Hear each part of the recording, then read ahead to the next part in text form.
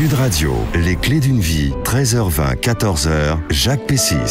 Sud Radio, les clés d'une vie, celle de mon invité. Le passionné de cinéma que vous êtes n'en fait jamais dans la vie. En revanche, dans vos chansons, vous vous interrogez sur notre quotidien. À moi aujourd'hui de faire l'inverse, de vous interroger sur le vôtre. Bonjour Vincent Delerme. Bonjour. Alors, il y a double actualité, 18 et 20 octobre. Un album et un film, on va en parler tout à l'heure, mais on va revenir un peu sur votre parcours passé, important, à travers des dates. Et la première date ne vous concerne pas directement, mais elle est quand même très importante pour vous, c'est le 17 septembre 1980, sort un film dont on écoute la bande originale.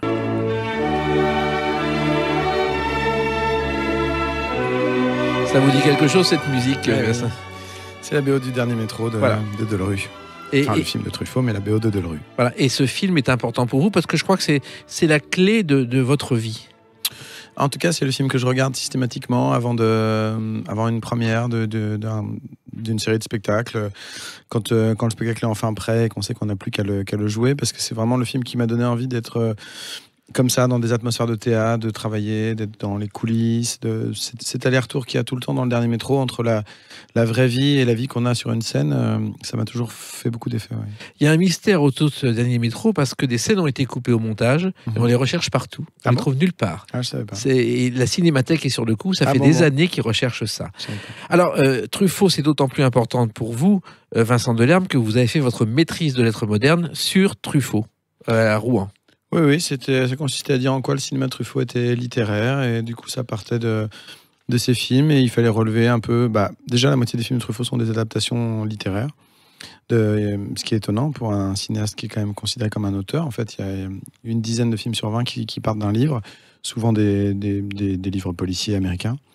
Et puis aussi, c'était toute la présence de l'écrit, de la façon dont les choses se dénouent par des lettres, par la lecture de livres, enfin voilà, tout ce qui était un peu littéraire dans les films. Et d'ailleurs, dans le bureau de Truffaut, où je suis allé plusieurs fois, il y avait une bibliothèque à l'ancienne anglaise, avec que des romans policiers et des livres. On comprend cette passion qu'il avait pour l'adaptation. Alors, vous, c'est en première littéraire que ça change. Vous commencez à apprendre le piano, Vincent Delerme. Oui, j'ai appris tard. En fait, il y avait cette idée que j'étais élevé un peu dans un modèle baba cool, avec l'idée que c'est l'enfant qui choisit le jour où il a envie de faire de la musique et qu'on lui apprend pas, qu'on le force pas à faire du piano, en l'occurrence. Et du coup, j'ai vraiment pu découvrir des chanteurs qui jouent au piano, me dire ça doit être super de faire ça au piano, regarder les lumières du music hall à la télé et me dire que ça devait être super de faire ces métiers-là. Et donc c'est vrai que j'ai pu choisir le piano, et après évidemment quand on fait ça, du coup il y a plein de gens après le spectacle qui vous disent moi j'en ai fait 3 ans, j'en ai fait 8 ans, comme si c'était pas un emprisonnement, mais un truc très très comme on dit bac+4 quoi. Et c'est un peu triste parce que c'est mieux de découvrir un instrument sans trop calculer combien d'années on en a fait. Oui, et puis avec une professeure, je crois qu'il y avait un petit grain de folie, une dame. Ah oui, absolument, Madame Bruyère, qui était une ancienne professeure du conservatoire de Rouen, qui était un personnage assez excentrique comme ça, très classique d'apparence, et en fait assez joueuse et assez partante pour... Déjà, en fait, la première année où j'ai vraiment appris sérieusement. Donc j'ai appris le solfège pour jouer. Je voulais jouer la sonate au clair de lune. Et dans le même temps, je faisais déjà des trucs un peu pour moi, des mélodies. Et à chaque fois, elle me disait « Alors Vincent, est-ce que t'as fait de nouvelles mélodies? Est-ce que tu veux même la chanter ?» Donc je commençais à jouer la mélodie, et puis elle embrayait en chantant, en dansant à moitié en même temps. Donc c'était très... très encourageant, parce que si j'avais été face à quelqu'un de stoïque, ça aurait été moins facile. Oui, et votre but au départ, Vincent Delerme, c'était pas forcément de jouer des chansons, c'était de briller dans les soirées entre copains et copines en jouant du piano. En tout cas, j'aimais bien cette idée de jouer, mais c'était plutôt le piano, c'est un instrument comme dans les appartements, c'est souvent un piano droit qui est contre le mur. Ça permet d'être un peu retranché quand même. Donc les gens qui ont envie de s'intéresser à vous s'approchent un peu, et puis il y a d'autres gens qui restent, qui continuent de discuter, et c'est très bien comme ça. En fait, ça crée un équilibre que j'aime toujours. Et d'ailleurs, si je vais chez des gens qui ont un piano droit, j'aime bien jouer. Ouais. Oui, et puis vous avez un côté fils unique qui fait que vous étiez toujours retranché tout seul. Là, ça fait un peu de monde. Oh, ça, je ne crois pas, parce que j'étais... finalement, quand on est enfant unique, on est aussi assez... évidemment qu'on a beaucoup de moments de solitude, mais on est quand même très connecté aux autres aussi. Enfin, en tout cas, c'était mon cas. Donc non, ça c'est pas le piano qui a permis ça. Alors, vous écoutez tous les chanteurs de votre époque, aussi bien William Sheller que Barbara, que Michel Berger, les Anglais. Et puis, il y a même un quatuor que vous écoutez. Vous l'avez dit un jour dans une interview, Vincent Delerme. Encore heureux qu'il a fait beau et que Marie-Joseph Ça, les frères Jacques, vous les avez vus même en scène, je crois. J'ai vu 2 fois, ouais. Leur tournée d'adieu, je les ai vus 2 fois parce que ça m'avait tellement plu la première fois qu'on a été les revoir. Mais j'avais 4 ans et demi et donc c'est mon grand-père qui m'avait emmené parce que ça comptait beaucoup pour lui. Et ça m'avait fait pas mal d'effets. Ouais. On avait fait dédicacer le disque à la fin. Je leur avais demandé s'ils dormaient avec leurs gants. Et voilà. Oui, c'est vrai que c'était un quatuor célèbre. Ils s'appelaient les frères Jacques parce que c'est l'influence américaine des Brothers. Et ils faisaient les Jacques devant le public. C'est comme ça que le nom des frères Jacques est venu. Alors, vous commencez, vous, discrètement à Rouen, salle Ronsard, par un petit spectacle. Vous montez sur scène pour la première fois. C'était une envie comme ça, Vincent Delerme ? Oh non, c'était l'aboutissement déjà de pas mal d'années où j'avais fait des chansons dans mon coin. Là, pour le coup, je faisais partie d'une troupe de théâtre. On était on faisait beaucoup de spectacles et tout ça, mais la chanson... La mauvaise compagnie, je crois. Bravo, carrément. Et par contre, la chanson, je la faisais... j'attendais d'être prêt, parce qu'il y avait dans cette bande-là, il y avait un autre chanteur qui, lui, avait la technique inverse. Il montrait tout le temps ses chansons au fur et à mesure, même quand elles n'étaient pas finies, il les faisait écouter. Et je me disais, moi je suis pas comme ça, j'ai besoin d'avoir tout bien fini, que ce soit prêt. Et puis à un moment donné de dire, ça y est, c'est bon, on peut y aller. Et ce qui s'était passé à la salle Ronsard, où j'avais fait, c'était une petite salle, oui, sur le campus où j'étais étudiant à Mont-Saint-Aignan, à côté de Rouen. Mais par contre, c'était une vingtaine de chansons que j'avais écrites. Je faisais pas de reprises. Enfin, j'avais déjà ce répertoire-là. Ouais. Des chansons qu'on a ensuite retrouvées sur les albums ? Assez peu, mais quelques-unes, oui. Je pense qu'à l'époque, il y a déjà peut-être Deauville sans Trintignant, L'heure du thé, quelques chansons du premier album. Oui, et la première télé, c'est sur France 3 Rouen. Vous évoquez un festival par mots et par voix, où vous allez faire 12 chansons. Et curieusement, on vous présente sous le nom de Vincent D. Oui, j'ai essayé 2-3 pseudos. J'ai fait Vincent tout court, Vincent Seberg aussi. Et puis après, assez vite, je me suis dit, bon, de toute façon, à chaque fois, il y aura marqué soit le fils de l'écrivain, soit mon vrai nom. Donc je me suis dit, bon, c'est un peu pénible qu'à chaque fois, il y ait marqué entre parenthèses son vrai nom. C'est un peu ridicule. Il vaut mieux prendre son vrai nom directement. Alors ça commence à Rouen, Vincent Delerme, ça continue à Paris. D'abord au Limonaire, et puis au Théâtre Les Déchargeurs, où vous êtes resté longtemps. Ouais, les Déchargeurs, ils m'ont accueilli assez longtemps. On a fait plusieurs dates. Limonaire, je me suis un peu ramassé, pour être franc. Oui, ça peut arriver. J'étais déçu parce que ça avait vraiment bien marché. Tout le monde, le public était à fond. Puis après, la personne qui s'occupait de la programmation m'avait dit non, en fait, je crois que c'est pas fait pour nous. Et c'était drôle. Encore quelqu'un qui est raté. Je m'étais dit. Et ce gars-là, c'est drôle parce qu'il est venu me voir à l'Européen plusieurs années après. Puis il a dit à sa compagne qui était avec lui. Ah bah tu vois, on n'aurait jamais cru que quand il passait au Limonaire. T'es gonflé. Mais les Déchargeurs, c'était chouette parce que c'était une petite cave et je pouvais y passer une fois par semaine pendant 2 ou 3 mois. Donc c'était des souvenirs forts. Et les Déchargeurs a été construit en 1708 par une dame, une veuve rouillée, dont la famille était propriétaire de la Poste. Parce que la Poste était privée à ce moment-là, et ça a permis de construire ce théâtre. Et cette envie de venir à Paris, c'était décidé? Vous vouliez tenter votre chance dans la chanson, Vincent Delerme? Oh bah oui, il n'y a pas trop le choix. Quand j'étais à Rouen, on galérait un peu à trouver même des cafés où on pouvait chanter. Alors qu'à Paris, il y a cette tradition-là. Et puis il y a cette idée de vérifier, quoi, de savoir à quoi s'en tenir. On se dit, tiens, bon, je vais tenter ça. C'est vrai que la France est un pays où tout est très centralisé. Les maisons de disques sont à Paris. Les producteurs de spectacles, la plupart sont ici aussi. Donc c'était, oui, plus simple. Et ça a marché. On va en reparler dans quelques instants à travers une autre date, le 15 février 2003. A tout de suite sur Sud Radio avec Vincent Delerme. Sud Radio, les clés d'une vie, 13h20, 14h, Jacques Pessis. Sud Radio, les clés d'une vie, celle de mon invité Vincent Delerme. Un nouvel album, un film et puis des dates. 15 février 2003. 15 février 2003, si je vous parle du Zénith, un soir au Zénith. Ah oui, c'est les victoires. Les victoires de la musique, victoire de la révélation de l'année. J'ai fait très peu de Zénith dans ma vie, donc c'est forcément pour des émissions de télé. Oui. Quelle est votre question? Vous vous souvenez de ce soir-là? C'était une émotion? Bien sûr, mais je me souviens surtout de la... Non, honnêtement, l'émotion, c'était beaucoup sur cette tournée-là, sur le succès du premier album. Et ça fait partie des choses qui ont aidé ce succès-là, c'est sûr. Mais c'est sûr que le moment vraiment étonnant pour moi, c'était le démarrage quand on a fait l'Européen avec Jeanne Chéral, parce que là, on a senti qu'il se passait quelque chose et que c'était pas prévu du tout. Jeanne, comme moi, on débarquait, on venait, elle de Nantes, moi de Rouen. On espérait beaucoup ça, jouer dans des théâtres. Et c'est vraiment ça qui nous reste très fort aujourd'hui. Mais même si je suis très heureux d'avoir gagné cette victoire à ce moment-là, mais dans l'absolu, ce qui comptait vraiment beaucoup, c'était ce moment où on sent que ça va être possible, qu'on va pouvoir jouer, qu'on va pouvoir faire des tournées, que ça va exister, entre guillemets. Après, le fait que ce soit classé 3e meilleur album ou qu'on ait une récompense qui vous met au-dessus des autres.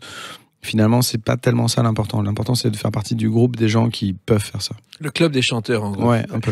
Et moi, je me souviens de votre premier concert au Bataclan. J'étais là et vous étiez seul au piano. C'était bourré à craquer. Il faisait chaud parce que on savait plus où mettre quelqu'un tellement il y avait de monde. Ah, mais c'est aussi qu'il y a toute une époque où le Bataclan, ils n'avaient pas refait la clim et il faisait souvent très chaud quand on passait en fin d'année. Et ce qui est d'ailleurs un truc étonnant parce que les gens se plaignent toujours de la chaleur, mais ça fait toujours une super ambiance. Alors qu'ils se plaignent jamais du froid, mais ça fait toujours une mauvaise ambiance. Le froid dans les théâtres.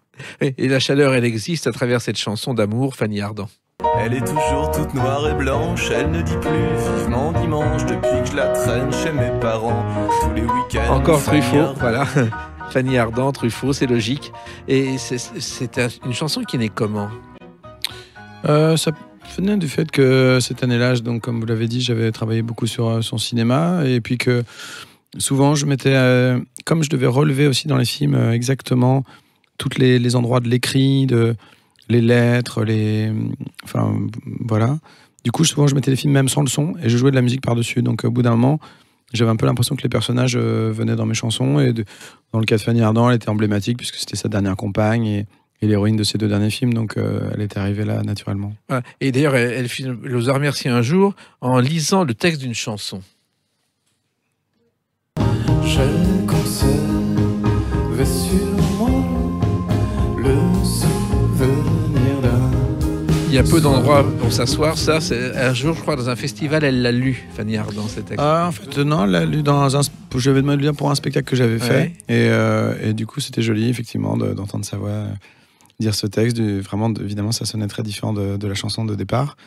Mais c'était émouvant parce qu'elle était venue l'enregistrer avec nous. Et elle est impressionnante. Elle a quelque chose qui est un peu intimidant et qui s'en va pas quand on la connaît un peu. Donc, c'était chouette. Oui, elle a aussi beaucoup d'humour, beaucoup plus qu'on peut l'imaginer. Je trouve qu'on voit qu'elle est différente, elle a une fantaisie de toute façon.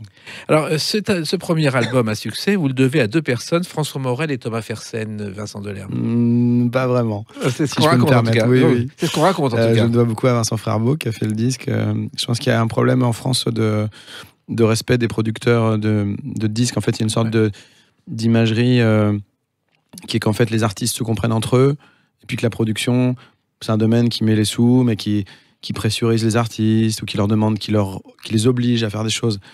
Et c'est une facilité pour les chanteurs de dire ça. C'est comme quand on dit l'artiste il est super gentil mais son manager il est vraiment con. Bah, c'est parce qu'en fait c'est l'artiste qui a besoin d'avoir un manager très désagréable et c'est donc l'artiste qui est désagréable. Il y a toujours un report comme ça. Non, en l'occurrence mon premier album je le dois effectivement pas mal à François Morel, pas l'album mais le fait d'avoir eu un premier passage sur France Inter et d'avoir eu la confiance et le soutien de quelqu'un qui existait médiatiquement. Et après, je le dois à Vincent Frerbeau, comme je dois tous mes disques à lui. Oui, et vous devez beaucoup au public d'ailleurs qui ne vous a pas tout de suite apprécié. Il y a eu beaucoup de critiques et ça s'est arrangé. Il y a quelqu'un, il n'y a pas longtemps, qui vous a dit, je crois, vous m'avez eu à l'usure, Vincent Delerme. Ah oui, mais par contre, si le public a tout de suite... le public, c'est les critiques, oui. Oui, il y a toujours, évidemment, dès qu'il y a quelque chose qui marche un peu, puis moi, ça ressemblait pas à grand-chose d'autre. Donc, mais moi, j'ai eu cette chance, justement, que ça a démarré directement tout de suite. Et même, c'est une fausse idée, en fait, que les gens ont bâti. Après, que dans des dîners où moi, j'étais pas là, il y a des gens qui fassent des imitations de moi et tout, sans doute, mais j'ai assez peu assisté à ça.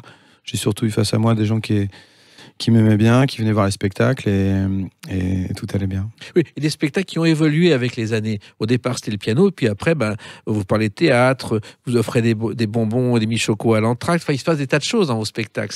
C'est presque un film. En fait, c'est venu peu à peu, effectivement. J'aimais bien cette idée d'utiliser le théâtre que j'avais connu par ailleurs dans les spectacles, et puis qu'il se passe des choses en plus des chansons, et que ce soit pareil, que ça ressemble à rien d'autre. Donc, la première tournée, c'était simplement des voix off. Et puis après, les années passant, effectivement, la part d'autres choses que les chansons a grandi. Et maintenant, ça compte beaucoup pour moi que ce soit un équilibre entre des chansons, évidemment, qui sont le socle du spectacle, mais plein d'autres moments. Je crois que vous racontez pendant le spectacle un dîner au film, dans le jury du film romantique de Cabourg. Et ça marque beaucoup les gens. Ah oui, parce que c'est quand on fait un album qui marche, en fait, on est un peu invité à tout faire, quoi. On pourrait jouer au cinéma, participer à des jurys dans des émissions de télé, et donc aussi être invité dans des jurys de cinéma. Et voilà, donc là, c'était un peu ce moment-là où on vous propose plein de trucs et puis en fait il faut un peu rester à sa place, quoi. Et c'est pas simple. En revanche, bon, on sait que le public reprend en cœur les chansons, mais vous, à l'Olympia, vous avez innové avec le karaoké de cette chanson, Vincent Tes Delerme. parents, ce sera peut-être des professeurs de lettres branchés sur France Inter et qui votent pour les Verts chez tes parents. Chanson Dans culte ce pleine cas-là, d'humour. il y aura Et à des l'Olympia, je crois que vous avez fait un karaoké avec cette chanson. Ah, c'était sur une tournée, oui. En fait, je faisais passer des diapos et puis oui, je faisais chanter la salle. C'est toujours la question qui se pose quand on a chanté une chanson déjà pas mal de fois et que les gens l'attendent malgré tout. Soi-même, on se dit bon, comment on fait, quoi. Il y a les deux options. Soit on la fait pas du tout et c'est un peu snob, et soit on la fait autrement. Donc c'était le cas là. Alors, vous dites aussi, Vincent Delerme, que vous êtes construit, mais en vous inspirant des anciens.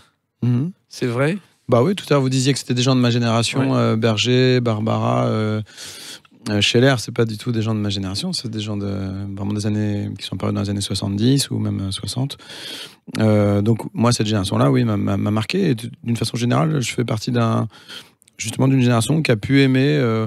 Quand j'étais au lycée, c'était la mode de Souchon avec Full Sentimental ou de Cabrel ou de gens comme ça, qui n'avaient pas notre âge spécialement. Et puis après, moi j'aimais aussi des trucs des gens qui avaient mon âge, mais oui, ça m'a jamais semblé utile de gommer ça et de dire d'effacer ces noms-là. Ouais. Oui. Et Souchon, d'ailleurs, vous avez plein de compliments en disant que dans vos textes, vous chantiez effectivement tout ce qu'il avait envie d'entendre et tout ce qui correspondait à son état d'âme.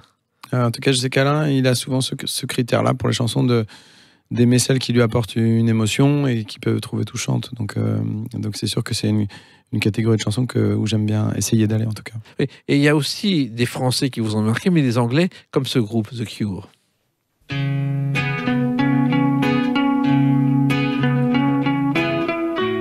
The Cure qui vient rarement en France, ils étaient au dernier festival Rock en Seine, et je crois qu'il y a une mélodie de Robert Smith qui vous a inspiré une autre chanson qui s'appelle Le baiser Modiano.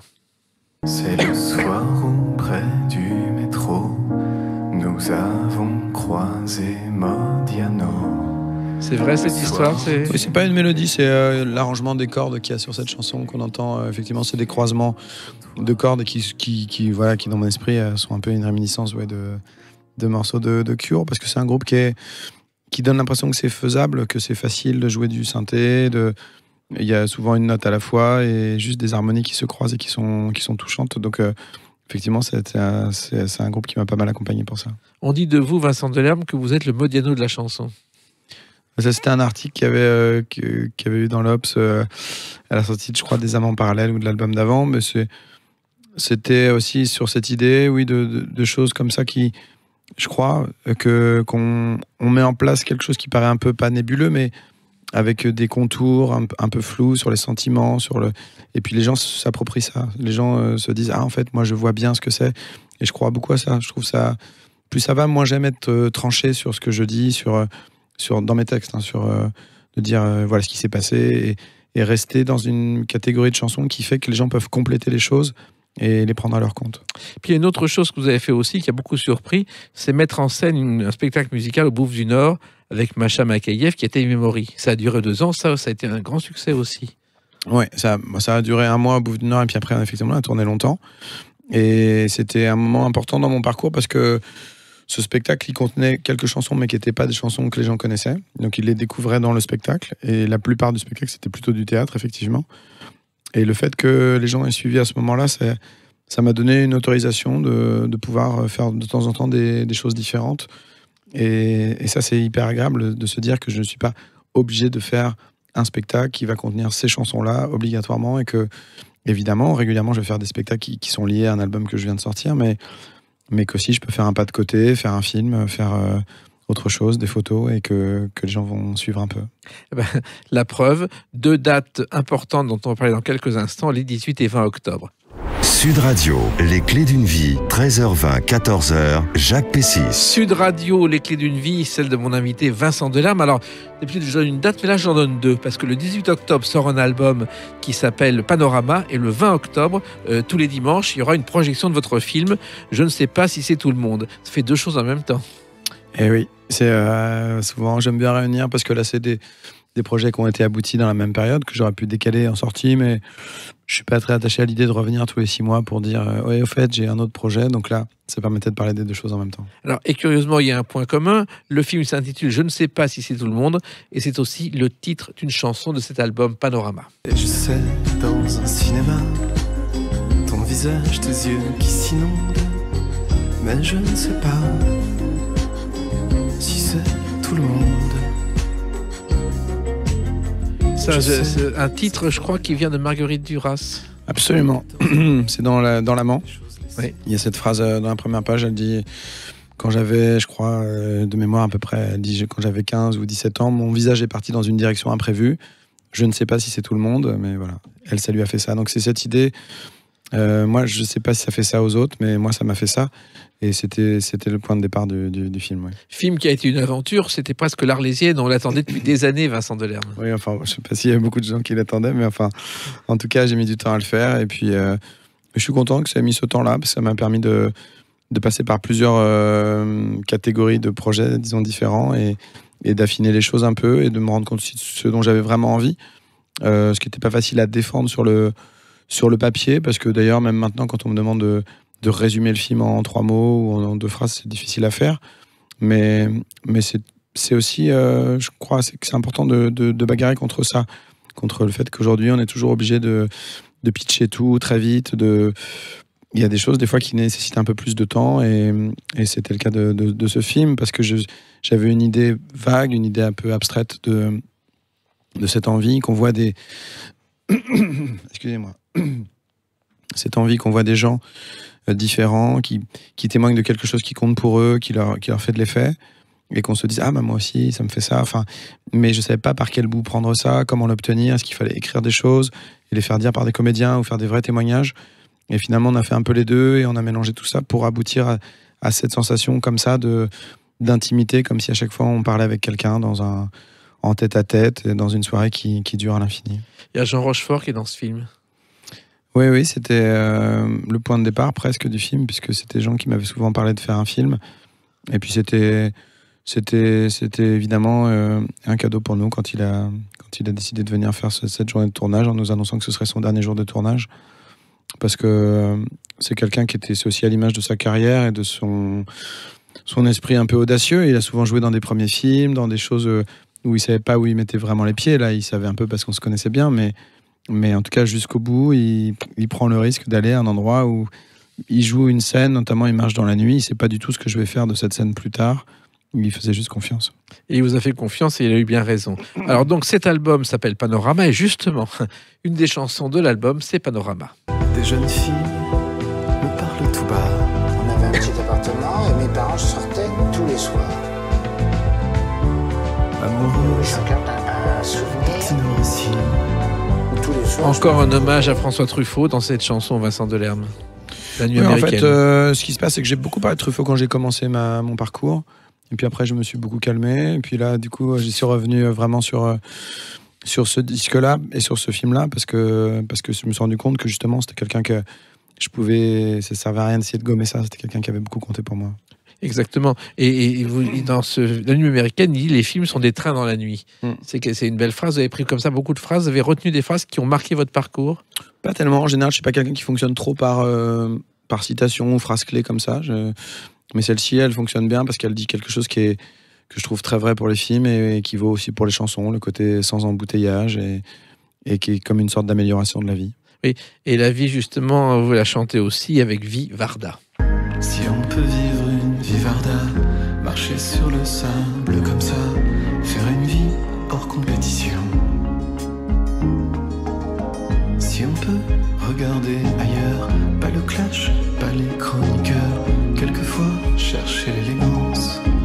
Alors ça, c'est un hommage non seulement à Agnès Varda, mais surtout à la vie hors norme que certains doivent mener, Vincent Delerme. Doivent ou rêvent de mener. Ou essayent, oui, Ouais. c'est ça.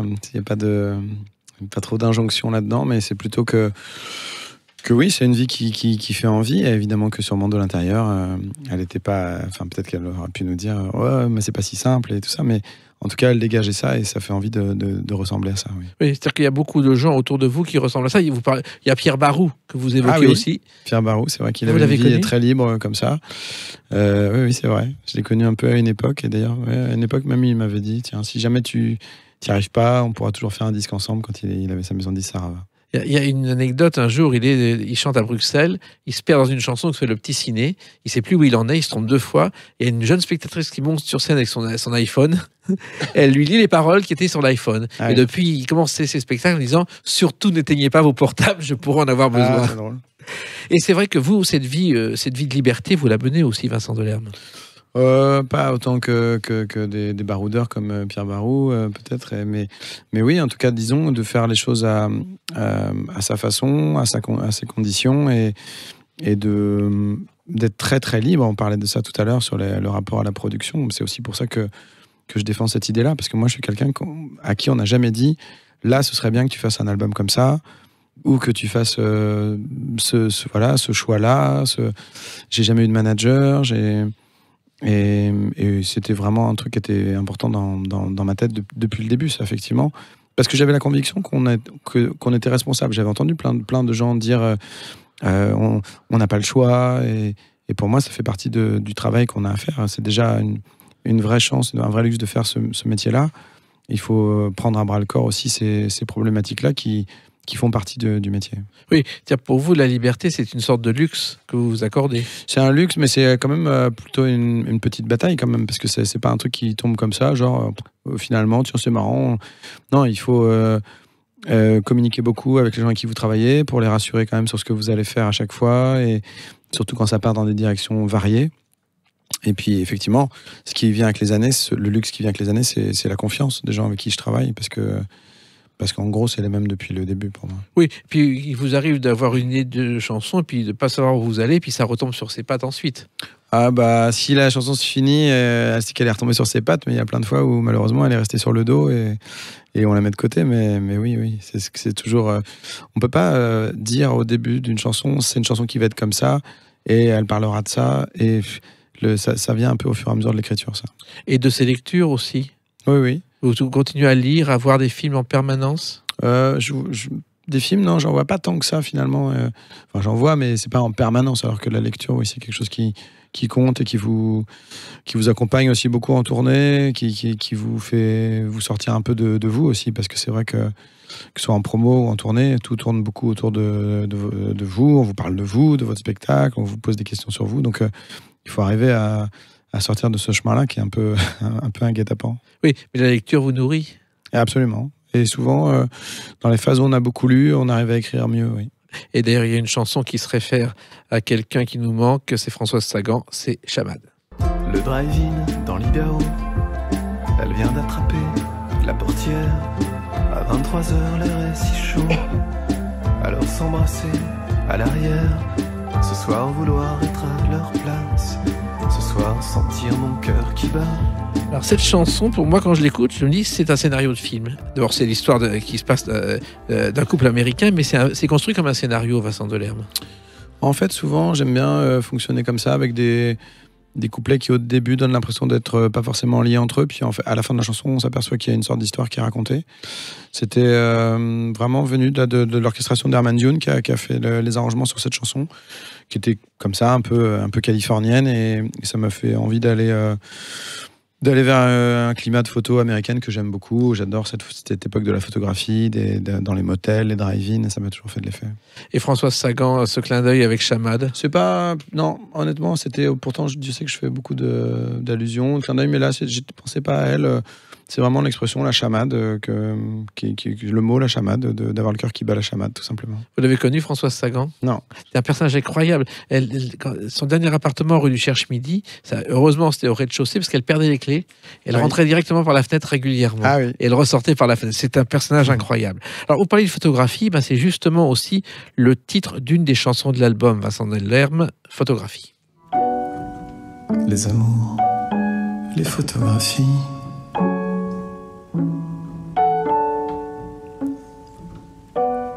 La vie passe et j'en fais partie. Alors, il y a deux choses dans cette chanson. Il y a la photographie, on va en reparler, mais c'est aussi un hommage à un musicien trop tôt disparu qui était François de Roubaix.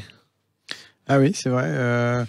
Un hommage un peu involontaire parce que c'est Yael Naïm qui a fait l'arrangement et qu'effectivement son arrangement de synthé qu'on n'entend pas dans cet extrait-là, mais qui est à un autre endroit, sonne très de Roubaix, oui, c'est vrai.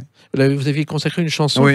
Il vous a marqué cet Oui, homme j'aime beaucoup l'idée que ces compositeurs-là marquent une époque et que quand on entend leur musique, ça contient toute une période du cinéma, des climats, que ça fait naître des images tout de suite, en l'occurrence pour de Roubaix, de Ventura marchant dans des rues à la fin du film et s'éloignant comme ça. C'est toute une mythologie qui doit beaucoup à ces compositeurs de musique. Ouais. Oui, d'ailleurs, Robbie Williams, en 2000, s'est servi de la musique du film Dernier domicile connu de José Giovanni pour faire une chanson qui s'appelait Suprême.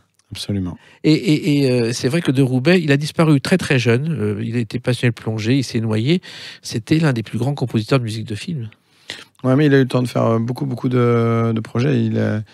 Il était très prolifique et il avait une particularité, c'est qu'il était très tourné vers les synthés et vers la nouvelle technologie, tout en maîtrisant beaucoup l'écriture pour orchestre. Et donc, il a vraiment fait le pont entre les deux. Il enregistrait des bandes en studio avec des cordes, des orchestres, des cuivres et tout ça. Et il ramenait les bandes chez lui, il les découpait dans tous les sens. Et cette manière de faire est vraiment intéressante parce que c'est un point un peu charnière dans la musique de film. Et puis, alors la photographie, je crois que votre grand-père vous a offert un Minolta quand vous aviez 20 ans et depuis, vous faites des photos régulièrement, vous exposez, elles sont dans vos albums, Vincent Delerme. Ouais, j'en ai fait longtemps pour moi dans mon coin. Puis à un moment donné, petit à petit, j'ai réussi à les glisser, soit dans des livrets de chansons, soit dans effectivement des livres qui relataient l'ambiance de tournée. Alors, c'est devenu quelque chose d'important et j'imagine plus de partir en tournée maintenant sans appareil. Ouais. Et des expositions. Oui, de temps en temps. C'est un peu, c'est un peu une cerise sur le gâteau parce que je cherche pas à en faire, mais évidemment, quand on me propose, je suis très heureux de le faire. Et puis, c'est ça qui est très agréable dans ces domaines-là, c'est comme je suis pas du tout attendu comme photographe, il y a aucune nécessité que j'en fasse spécialement. Si j'en fais pas pendant 2 ans, ça ne me pose aucun problème. Mais dès que j'en refais une, je suis très heureux. Et nous, on est très heureux de les voir, de vous écouter et d'aller au cinéma. Donc, je rappelle qu'il y a ce film qui est sorti et qui est sorti le 20. Il y a cet album Panorama et une tournée. Je crois que ce soir, puisqu'on est le 23, vous serez à la Cigale. Vous y êtes le 24, 25, 26 octobre, 5, 6, 7, 8 et 9 novembre. Et ensuite, on retourne en France comme d'habitude. Comme d'habitude. Et vous êtes heureux comme ça. Eh ben oui. Merci Vincent Delerme d'avoir participé à ces clés d'une vie. Vous revenez quand vous voulez, car sur Sud Radio, comme vous, nous parlons vrai. Dans quelques instants, on retrouve Brigitte Lahaye et nous, on se retrouve demain à 13h20 pour d'autres clés d'une vie. Bonne journée, merci, à demain.